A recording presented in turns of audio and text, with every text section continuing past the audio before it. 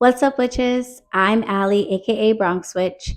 If you don't know who I am the founder of Witch Work, the Bronx's only co working space for spiritual practitioners, and I'm the CEO of BetterWitch Coaching.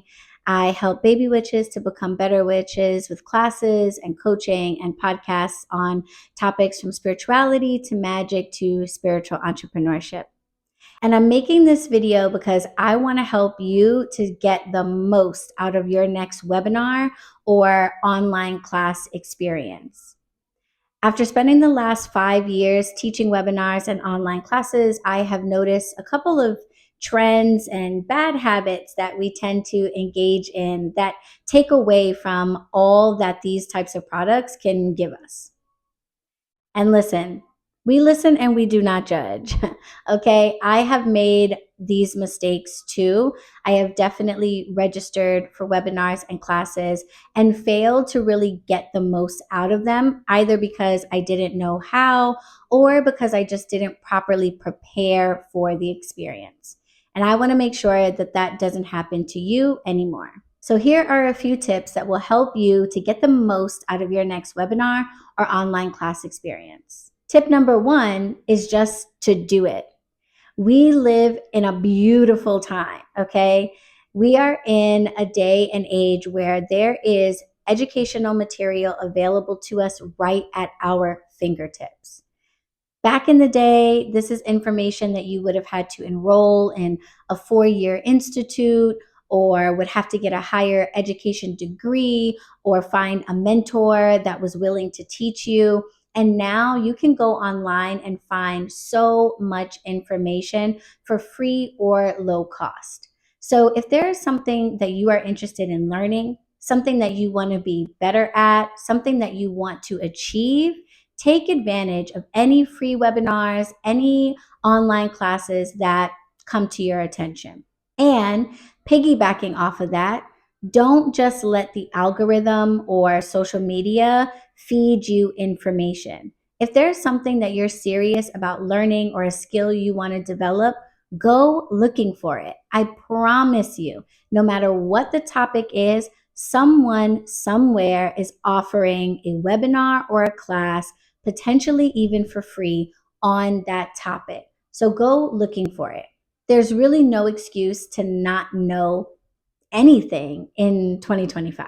Tip number two is to make sure that you schedule these classes and webinars.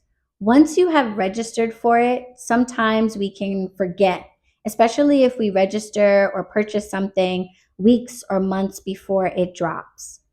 Make sure that when you register for a webinar or you sign up for a class, that you actually schedule a time to take it, that you put the time of the webinar and the class on your calendar. Or if it's available on demand, that you set aside a specific time in the week, in the month that you are going to sit and actually take that class. I'm a calendar keeper, mostly because I have to be. So everything that I do goes onto my calendar and I have notifications set up to make sure that I don't miss them. But if you're not that type of person, if you don't really keep a calendar as diligently as you could, or if you have the habit of putting things on your calendar but then forgetting about them anyway, I would say go the extra step of setting up an alarm. You can do this on your phone. Set an alarm for an hour before the webinar starts or an hour before you plan to sit down and take the class. If you don't schedule that webinar or class, there's a really good chance that, because life be lifing, something is going to come up that's going to feel more important than that webinar or class, and you're simply never going to get around to it. So you will have registered or maybe even purchased for no reason. Scheduling it and setting an alarm is going to prevent this from happening. 3, do your best to minimize any potential distractions, whether that means putting the kids to bed, telling your friends you can't go out that night, or asking your spouse to go into the next room. You want to be focused on the material that is being presented to you. If it's just playing in the background while you're handling 2 or 3 other things, you may as well have not even bothered to put it on because you're not going to retain that information. So minimize distractions as best you can. And this is where replays, if they're available, can really help you out. If the class or webinar is going live at a time where you tend to be busy or very distracted, take advantage of any replays that are available to you. Schedule a time to actually take the replay and then make sure to minimize distractions during that time. 4 is to take notes, okay? When your teacher or presenter is putting together this presentation, this is where they are going to be packing the most amount of knowledge and the most amount of value. The reason for that is because the webinar or the presentation, the class, is an opportunity for that teacher or presenter to promote themselves, to show up and show out.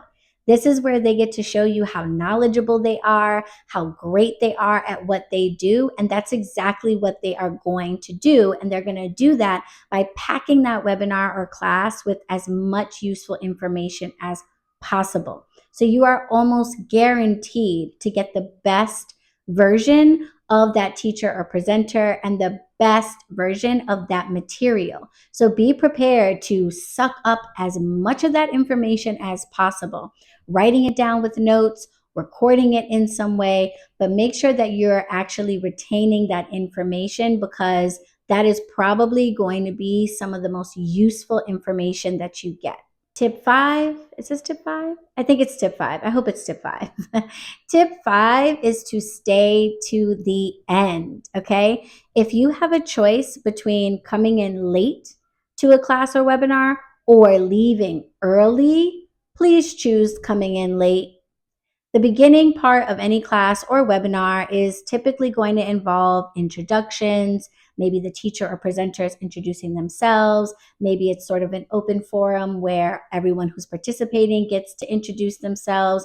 There's going to be some overview of what you can expect from the class or webinar. And that's information that you could miss if you had to. What you don't want to miss is the second half and the end of the webinar or class, because this is where the meat and potatoes is going to be. This is where all of the juicy information is going to be. And if that teacher or presenter is going to be extending any special offers to folks who have registered, that's where that information is going to be as well. So staying to the end is way more important than logging in on time. So whatever you do, just make sure that you are able to stay to the end of that class or webinar. And tip 6 is to be prepared to act at the end of the webinar, because, spoiler, you're going to be pitched on something. Okay? You are going to be pitched on something, especially if it's a free webinar.